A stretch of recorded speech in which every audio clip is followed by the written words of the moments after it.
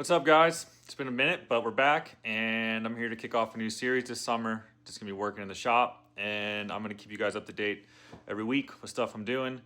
First big project we're doing, it's got it up on the stand right now, is the Bravo. Let's take a look at it. All right, so if you guys follow me on Instagram, you've seen my Mountain Mod Bravo. It's a Yamaha Bravo that we've been converting to ride it in the mountains like a modern mountain sled. Videos have been super popular. They've gotten 100, 200,000 views on Instagram. If you want to see stuff of it, check it out there. But this summer, we're going to give you guys an in-depth look.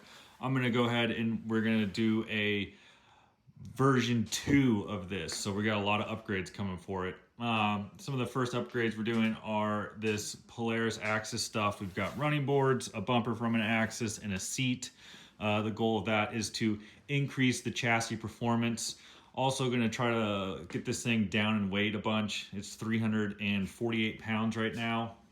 The ultimate goal is to get it down to 299 pounds. Now, that won't happen all this summer, but we will see how close we can get it.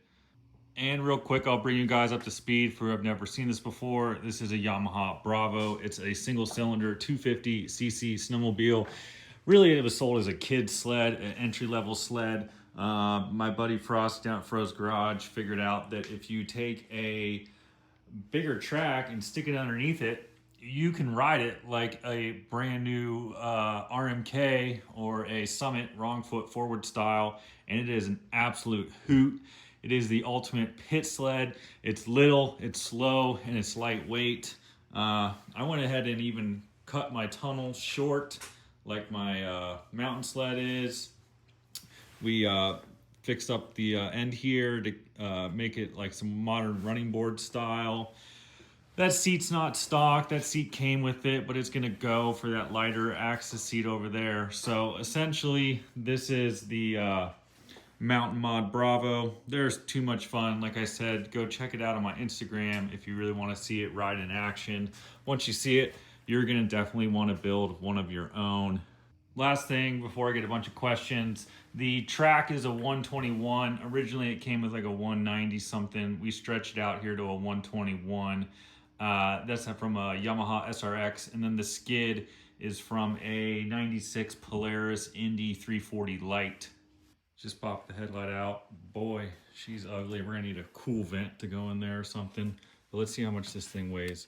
We've got some of the hardware and little bits in there, 77 grams. We'll drop on that.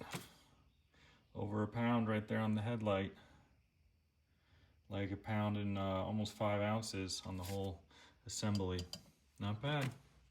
Right now, the sled's got this, not aftermarket, but custom seat from the previous owner. It's really nice seat, really soft. But I put it on the scale and it weighed over 11 pounds because my scale said air. It goes up to 11 pounds. So this thing is over 11, but I got my hands on a Polaris Axis seat over here. And as you can see, it's 6 pounds and 4 ounces, including this hardware. And let me show you what this seat looks like on the machine. That looks so much better. So we're gonna have to do a little bit of fabbing to make this attach, but I've got an idea, which is we're gonna take this and use it back here on these 2 mounting spots where it's supposed to be. But what we'll do is we'll keep these feet and we'll cut like way up here, weld them on so I can put the support in the back here. And then to support the front, since on the Polaris stuff, it's got this tab that goes into like your gas tank. That won't work. So what I'm thinking is we'll mimic this setup, which is essentially just a little metal plate back here with these 2 screws in there, riveted in. We'll make a plate like that up here in the front somewhere. Buy one of these used on eBay, do the same thing, cut and re-weld so we have support in the front and the back. And then we'll have just the best looking little seat on there. I mean, let me show you what the other one looked like again. This one looks so good. I mean, that looks good too, but it's heavy. And the other one looks so much better. And when you're hopping from side to side on the machine, your feet and knees kind of get caught up on this. And with that lower profile of this seat, it's gonna be money. I had to show you again because it looks so good. See how much easier that's gonna be to hop from side to side. All right, guys, that's a wrap. Thanks for watching. Like I said, we're going to be trying to be doing these videos a lot more frequently. Reason is if I can get in a good habit of posting right now over the summer, I think I'll be in a good habit of posting through the winter. A lot of you guys have been reaching out, said, where are the videos? We missed the videos. I miss making them. It's been hard to get motivated, so this is my effort to get motivated. So that's it. Bear with me. They're going to be a little rough here as we get started, but as I get back into the swing of things, I think it's going to be really good again. So till next time, later, y'all. Oh, last thing real quick, and sneak this in here at the end. If you do want to keep up with more regular posting and all that sort of stuff, what I've been up to, my Instagram, which is just my name, Ben Birk, B-I-R-K.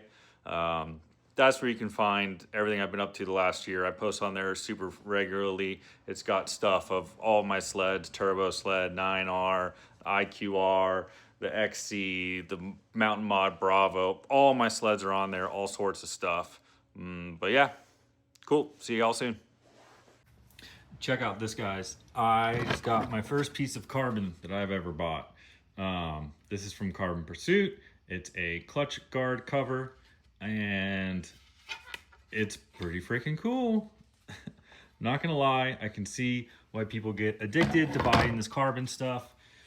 It is lightweight, it is strong, and it feels oh so cool in your hand. It just feels like just a mod piece, and it is just so cool. I don't know how many times I'm gonna keep saying that, but yeah.